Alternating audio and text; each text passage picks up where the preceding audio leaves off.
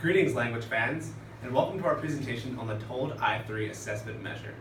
This presentation should take about 4 hours, but we promise to give you a 5-minute break, time permitting. We are the Milky Way Gold Group, and my name is Michael Matthews. I'm Tiffany Higgins. I'm Caroline Taylor. I'm Tiffany Block. And I'm Joanne Medina. All right, let's begin. So this is what the test actually looks like. The TOLD I3 stands for the Test of Language Development, Intermediate, 3rd edition. Just for brevity, at times we may refer to it throughout the presentation as just simply the TOLD. Just understand when we say the TOLD, we are referring to the Intermediate edition and the 3rd edition. So let's begin with our advanced organizer. So Tiffany H. will lead us off, and she will discuss some of the background information and describe the purpose of the TOLD. I will then come back and go over the normative and sampling data.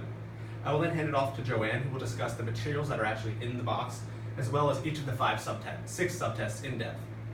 Tiffany B. will then go over the testing procedures and how the TOLD is scored. Caroline will then analyze the validity and reliability of the TOLD. Tiffany H. will then come back and give us our concluding thoughts, talking about the pros and cons of the test and our overall evaluation, and then I will conclude with the post organizer. So now I'm going to hand it off to Tiffany. Thank you, Mike. The Test of Language Development, Intermediate 3rd edition, also abbreviated as TOLD I3, was created by Donald D. Hamill and Phyllis L. Newcomer. The first edition was created in 1982, second in 1988, and third in 1997, and was published by ProEd of Austin, Texas. The TOLD I3 is a standardized and norm reference assessment that was designed to be administered within about an hour. However, the subtests that are included within this battery are untimed. As declared by the authors, if a child is immature or inattentive of the test, if the child is immature or inattentive, the test may be extended over several sessions. The targeted population for this assessment is children and young adolescents whose chronological age is between 8 years old to 12 years, 11 months old. This edition was published in 1997. The newest edition, TOLD I4, was released in 2005. What is the purpose of the TOLD I3? The purpose of this battery is to assess children and young adolescents in semantics, phonology, and syntax using a 2-dimensional model, which will be explained later on within this presentation by Joanne. As declared by the authors, when this test was developed, no language test having a strictly linguistic orientation existed for children ages 9 to 12 were available. With this assessment, the authors aim to close age gaps between available assessments as well as fill the void missing from existing batteries at that time. As per the authors, existing assessments lack the ability to measure children's expressive and receptive competencies and the major components of linguistics, provide the examiner with the comparative index of children's language strengths and weaknesses, be sufficiently reliable that the examiner could have confidence in their results when they are used with individuals, be sufficiently valid that the examiner would know what the abilities are know the abilities that are being measured, be short enough that fatigue of both the examiner and the child were held at a minimum, be based on a large normative sample that included representative of a broad spectrum of the English speakers. Due to the mentioned voids that were observed in the assessments during that time, the authors thought it was essential for this assessment to not only address those issues, but also allow clinicians to identify children who are significantly below their peers in language proficiency, determine children's specific strengths and weaknesses in language skills, and measure language in research studies. Now I'll pass it back over to Mike, who will discuss the normative information. Thank you, Tiffany. Okay, so the test was normed on 779 adolescents from 23 different states in the year of 1996. The sample was compared to the latest U.S. Census of the time and was stratified by age. All 4 geographical quadrants of the U.S. were included in the sample, with 21% of the children coming from the Northeast, 25% from the North Central, 35% from the Southern states, and 20% of the participants coming from the Western states. In terms of socioeconomic status, the participants came from families that ranged in annual income from $15,000 to above $75,000, so a really nice range of all socioeconomic status.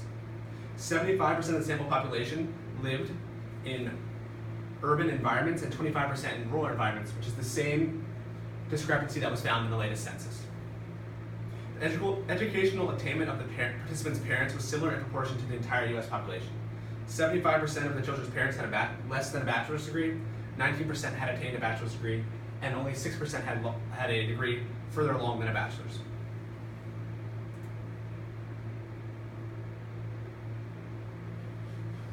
That's the information I just spoke about, and now on to this chart. So you'll see in the middle column represents the percentage of children included in the study, and this includes all children, all school-age children from the census. So you see that the population is very representative, the sample is very representative of the entire population, with 52% male in the sample and 51% in the school age, going down to the minority groups, 10% Hispanic versus 13%. It's very close, so you can see how they tried very well to represent the entire school-age population of the United States. One problem you might notice is if you're using this test in 2016, this is no longer representative of our population because many of these minority groups have greatly expanded. But we'll talk a little bit more about that when we get to the pros and cons. Now I'm going to pass it on to Joanne, who will talk a little bit about the materials and the subtests. Thank you, Mike. Alrighty, so I'm going to talk about what the TOLD includes and different subtests of the TOLD. So first, let's talk about what it includes. We have the examiner's manual, and this is where you're going to find a lot of useful information about the test. We also have the examiner record booklet or the protocol, and this is going to be used to record the examinee's answers and responses to the different subtests. And then we also have the picture book and this will be used for the subtest 2, which is picture vocabulary. We're going to talk more about this later, but as you guys can see, the book, each page has 6 different pictures on it. Alrighty, so those are the 3 things that the test include. So now let's talk about this 2-dimensional model. So this model breaks down the subtest into linguistic systems and linguistic features. It's important to note that, so let's see, under the linguistic systems, there's listening, so that has to do with receptive comprehension, and there's speaking, and that has to do with expressive comprehension. So some of the linguistic features, we have semantics, and this subtest requires prior semantic knowledge. So an example of that would be, the ball kicked the boy. So this sentence would be phonologically, morphologically, and syntactically correct, but semantically impossible. Now, in terms of syntax, it allows the speaker to understand in a limited number of novel sentences by correctly sequencing words and by the appropriate use of inflections. Now, as you guys may have noticed, there are no specific tests for phonology, and the reason being is children older than 6 and 7 usually have incorporated most of their phonological abilities into their language, and so the components of phonology are integrated into the semantic and syntactic subtests. So you guys can see where each subtest falls, and we're going to talk a little bit more in depth about each of these subtests now. So there are 6 different subtests. We have sentence combining, picture vocabulary, word ordering, generals, grammatic comprehension, and malpropriisms. It is important to note that although you don't need to administer each of the tests, you do have to administer them in the correct order. So for example, say your individual may have a visual impairment, you might want to skip over the picture vocabulary portion, but you wouldn't just jump around as you please. You would go from sentence combining and go right into word ordering. So now let's talk a little bit more about each subtest. Sentence combining. So this subtest is going to require the child to form a complete or complex sentence when the examiner gives them 2 or more simple sentences. So for example, if I were to say, I am big, I am tall, the child should respond, I am big and tall. Now let's say they say, I am big and I am tall, we're going to want to prompt them to make that sentence shorter. So that's how the sentence combining subtest would look like. Now picture vocabulary, we're going to pull out our picture booklets, and this is kind of a point to the picture of the word that I say technique, but instead they're going to choose a picture that best represents the stimulus phrase. So for example, if I were to say tail wagger, the appropriate picture on this page would be the dog. Or say I were to say monkey see, the appropriate picture would be the monkey. So that is the picture vocabulary subtest. Now, word ordering has to do with the examiner giving the child randomly ordered words and the child needing to be able to put those words in the correct order to form a complete sentence. So for example, if I were to say big am I, some correct sentence format would be I am big or am I big? So the child would need to be able to reorder them in the correct structure. Now, generals is, when the examiner gives a child three words, they're going to need to be able to determine how they're alike by categorizing the word. So if I were to say Monday, Tuesday, and Wednesday, how are they all alike? Well, they are the days of the week. Another example would be if I were to say fish, dog, and cat. They are all alike because they're either animals or they're pets. So that's a general subtest.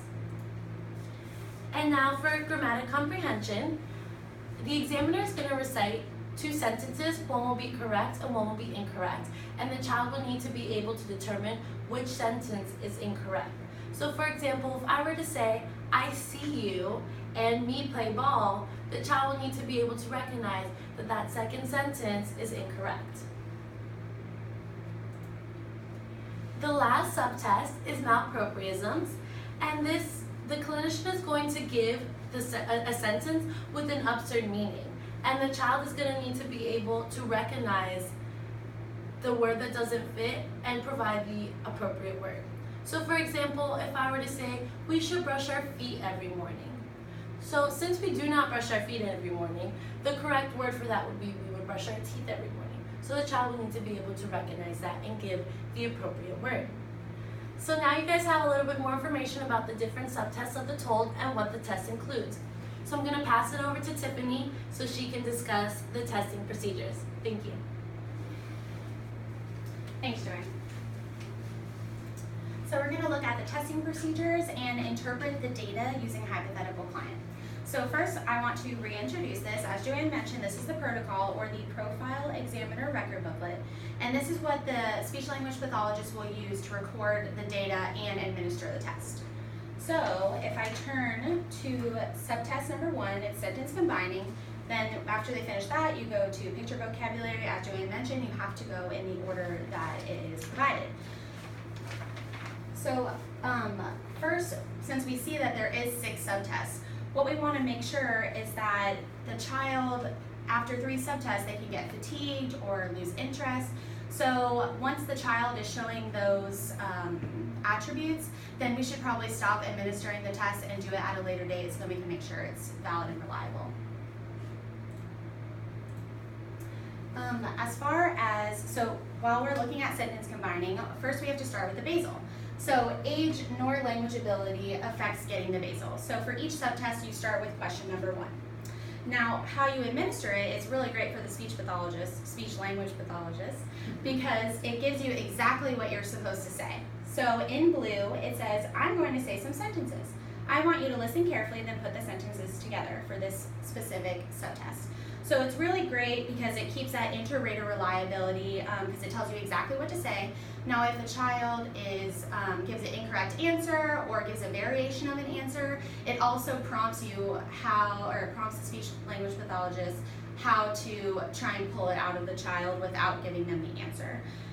Also, the answers are listed on the booklet, so you don't have to go back to the manual to make sure that it correlates.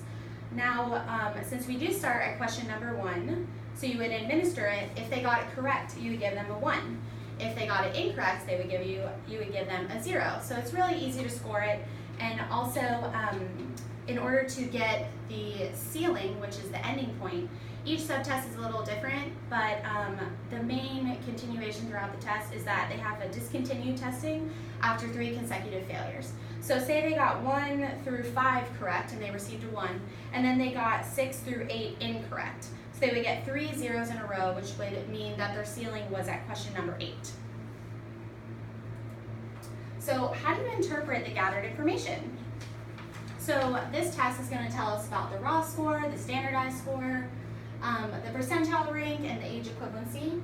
And then it also breaks it down into further components through the composite quotients, the spoken language, listening, speaking, semantics, and syntax. And then lastly, it does not include grade equivalency. So this is our hypothetical client, Sam Smiley. And so as you can see on here, we would start in section number 1, and this is the identifying information section. So first we would put his name, Sam Smiley, that he's a male, the school that he attends, his grade, and then most importantly, so we can compare him amongst his age group, we have to put his age. So as you will see, it says date tested, and so we came up with, it was July 2016, and then for his date of birth, we said that it's April 2005. So what you would do to get the chronological age is that you would take the date of birth and subtract it by the date tested. So for Sam Smiley, his chronological age is 11 years, 3 months. And so we would take that into the manual to compare his norms against same age peers. And specifically for this subtest, since he is 11 years, 3 months, we looked from the 11 year to the 11 year, 5 month bracket or graph. So first what we have to do is we come back to our protocol and we calculate how many questions he got correct. So for the subtest number 1, he got 14 correct. So we will put that in this box here and translate it and put it back on the front page. So here, for sentence combining, he got a raw score of 14. For picture vocabulary, he got a raw score of 34. For word ordering, he got a raw score of 7, and so on. So that's the actual number that he got correct, is the raw score. Then we take this raw score, we look through the manual, through his table that I mentioned, that's from 11 years to 11 years, 5 months, and that's going to give us the standard score and the percentile rank. And those are super important to be able to figure out what his language ability is and if there is a disability. And then we would go over to the composites, or excuse me, as we're in the subtest, we also can get age equivalency, but we know that parents aren't really susceptible to that, and it's not really a good determiner. So we would move on to the composite scores. Now the composite scores, these are going to look at the linguistic domains of what the subtests are or what the subtests are looking for. And so the composites include spoken language, listening, speaking, semantics, and syntax, which I mentioned earlier. And so what's really different about the composite scores versus the standard scores is that you would take the standard scores and put them in the correct boxes. So for example, looking at the listening composite, we would put the standard score that we got over here and put it in, so here it's asking for picture vocabulary, so he got a standard score of 7. Then for grammatic comprehension, he got a standard score of 7. Then for malappropriatisms, he got a standard score of 6. And so we would add 7, 7, and 6 to get 20. And this sum of the standard score, we would take that 20, look in our manual, and come up with a quotient. So the quotient is what's really going to be the determiner. And for the listening listening composite, he got a score of 79, which we know is lower. And also his grade age equivalency was mentioned earlier as 8.3 for picture vocabulary. So that was looking at the listening composite. Now that's really going to tell us what kind of language disorder he's having, and the composites are really good because it shows us the breakdown of where we really need to focus on. So now I'm going to pass it over to Caroline, and she's going to talk about the validity and reliability. Thanks, Tiffany. So I'm going to be discussing the different types of validity and reliability that are found within the test. The first one is content validity, and the authors of the TOLD demonstrate the content validity within 4 ways. The first one is a detailed explanation or rationale for why they selected certain items of the test and its subtests. They go into more detail in the manual on why there is a certain need for these items. The second way they demonstrate the content validity is through validation by expert opinions. The authors of the test asked 180 individuals who have practical and theoretical interest in speech and language to participate in this study. They had them read descriptions of the format of the 6 subtests and rate them accordingly to the degree to which they measure the aspects of language. So they asked, did the subtest really measure syntax or semantics, or did they measure speaking or listening? The results from that showed that the individuals rated the subtest as consistent with the domain it was trying to measure. From there, these results can be interpreted that the test has strong content validity. The third way in which the content validity was demonstrated was through classical item analysis. This part has to do with item difficulty. Are the questions too hard or are they too easy? The authors used a method for determining which questions are considered good. Based on item discrimination and difficulty statistics, items were deleted from the experimental version of the test, and only good items were left. They placed each item in an easy to difficult order and created the version of the TOLD we have now. So easier questions were placed in the beginning, and then they progressively get more difficult. They then conducted an item analysis using the norm sample, and these results produced correlational coefficients which ranged from 0.28 to 0.68. And these results and numbers provide more evidence for the content validity. And finally, the last way that they described this validity was through differential item function analysis. And this has to do with item bias. The authors used two methods to determine item bias. One was an RIT approach, and the other one was a delta score approach. Both of these findings from these showed that the test had limited to no test bias. So overall, out of everything just mentioned, the authors concluded that it has good content validity. The next type of validity I'm going to talk about is construct validity. To expand on that, the first thing they looked into was age. We would expect older children to have larger vocabularies and more complex syntax, which would reflect different forms and structures. The authors looked at if the test reflected this assumption. The correlation coefficient for this part was 0.32 to 0.47. This means that the subtests are strongly sensitive to age, in that the means became larger as the subjects grew older. This reflects the relationship of the TOLD score to age, and also strengthens that initial hypothesis that with getting older, the scores should become larger. Another way to look at the construct validity was through group discrimination. We would expect individuals with disabilities affecting speech and language to do poorer than those who do not have those disabilities. The author looked into this and found that the TOLD I3 scores were able to discriminate groups of students who have deficits in language and those who don't. This adds that the test has diagnostic value and the ability to, as well as construct validity.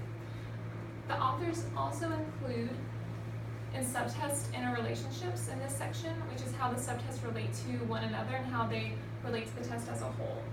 Not a lot was said about this other than that the coefficients were statistically significant, which is mostly what we need to know, and the scores range from 0.38 to 0.63, which just added more to the strength of the construct validity. The authors also looked at test achievement and school readiness. Since this is a test of spoken language abilities, it can be assumed that the test should relate to some degree to school performance and test achievement in areas of spoken language. The authors conducted a study with 24 kids and tested them in areas of verbal thinking, speech, reading, and writing. And the results from this were statistically significant, and the coefficients ranged from 0.48 to 0.77 across the TOLD I3 subtest. These high coefficients also support the construct validity of the test. And then finally, the last two parts of the construct validity was factor analysis and item validity. Factor analysis reflects how the underlying traits of the test reflected the theoretical model for which the test was based on. This just means, are the items on the test reflected what they're supposed to be measuring? We would expect from the TOLD that all 6 subtests would measure general spoken language, and the results show that they do all fit onto one single load and examines what it's intended to measure. This just adds more again to that construct validity. And finally, the last type of validity is the item validity that correlates performance and items with the total score made on the test. Do the questions have the ability to discriminate if you have a deficit or not? They use this in the beginning to find good questions and eliminate ones that might be relevant or do not have that ability to discriminate. The results from the study conducted on this showed the coefficients ranged from 0.59 to 0.79. These scores mean that the items on the test have good discriminating powers. So the very last type of validity I'm going to discuss is predictive validity or criterion reference validity. This is supposed to measure the predictability on the test with another test.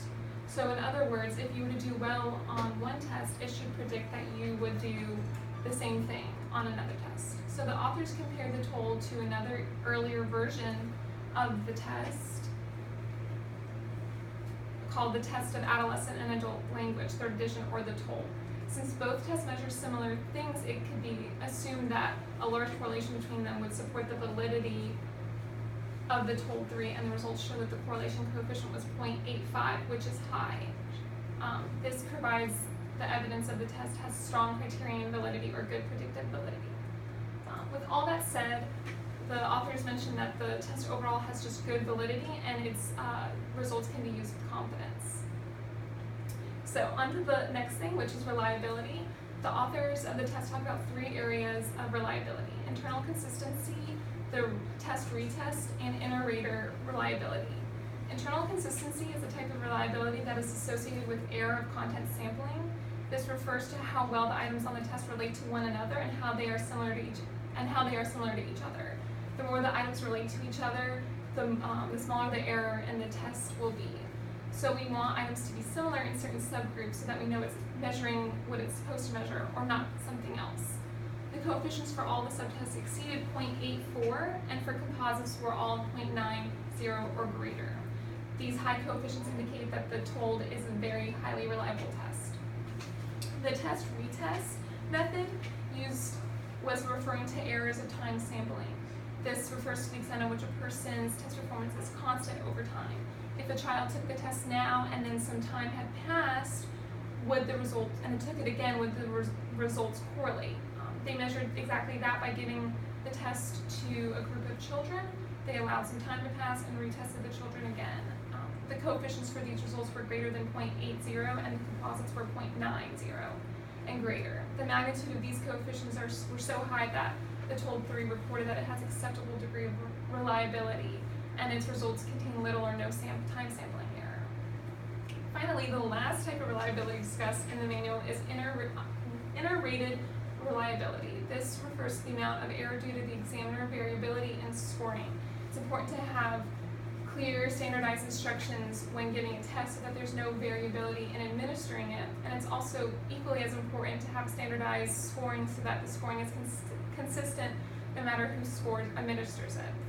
The TOLD measured this aspect by having 2 staff persons at the publishing company department independently score 2 sets of 50 completed protocols from the norm sample. The results of these scoring were correlated and the coefficient for that were all 0.94 or above.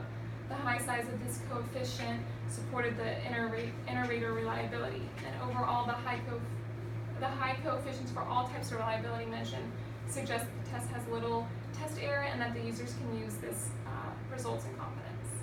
So now I'm going to pass it back over to Tiffany, who will do the practical features. Thank you, Caroline.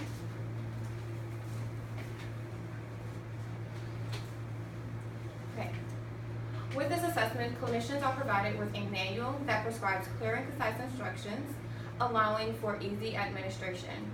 Administration is individual, and the completed assessment is scored manually utilizing the profile examiner record booklet and the manual as reference guide for comparative data. For example, the age equivalent scores, the standardized scores, and percentile. Desirable features and undesirable features. Desirable features of this assessment are: the test may be administered over multiple sessions, it assesses multiple linguistic features, results may be compared to other assessments, and the thorough validity and reliability information that is provided within the manual. Allowing the assessments to be administered over multiple sessions, which is not something that all assessments permit, allows clinicians to avoid fatigue experienced by the client and themselves without compromising the results of the assessment. The ability to assess the assessment over the ability to assess multiple linguistic components allow the clinician to identify all deficits the client may be experiencing without needing to administer multiple batteries. The TOLD I3 also grants clinician access to comparable quotients, such as a STAY-9 and a T-score. This allows them to compare the client's results to the results of other assessments that were achieved or possibly on a different assessment that was not assessed just yet. This advantageous feature contributes to concurrent validity, which evaluates the degree to which a test correlates with an established assessment, thus ensuring that the test is designed, or that the test is testing what it is designed to test. To top it off, an impressive feature is the thorough explanation provided with the provided details of the assessment's validity and reliability, which was previously presented by Caroline. Undesirable features of this specific edition are: this edition was published in 1997, making it about 20 years old. With an assessment being this old, the results of the assessment may be questioned, for the population of the assessment was normed against may be different from that of the existing generation and population today. With the growing diversity of the nation, a client's ethnicity and or possible dialect may also serve as a factor that may affect test results. However, as previously stated, the newer TOLD I4 was established in 2008. Another undesirable feature is, though the assessment was normed to include both genders, this assessment does not supply scores that would allow clinicians to evaluate gender difference. So our overall evaluation of this assessment. Overall, we believe that when this test was designed 20 years ago, it was likely a very resourceful assessment. It was standardized, norm reference assessment that examined linguistic features that were not able to be assessed in the targeted population of 8 years to 12 years, 11 months. It identified clients' linguistic deficits while also profiling their strengths and weaknesses, included a manual with concise instructions, was able to be administered over multiple sessions, was valid and reliable. However, being that not only is there other assessments that are available that are newer, they also encompass all of the subsets such as the SELF-5, we would not utilize the addition when assessing a client. We do, however, take into consideration that the TOLD I4 may be a more effective measure, being that it is a new addition. Now I'll hand it back over to Mike, who will present our post organizer and our closing. All right, greetings again, language fans. Yes, I'm going over to the post organizer now and concluding our thoughts. Do you guys want to take the 5-minute break now, or do you want to just power through it? Okay, let's just power through it. So first we start off with Tiffany H., who did a great job talking about a little bit about the background of the test. I did a pretty good job going over the normative information. Joanne did a terrific job going over the materials and the subtests of the TOLD. Tiffany B. did a fantastic job going over the test procedures and the scoring. Caroline did an amazing job going over all of the validity and reliability.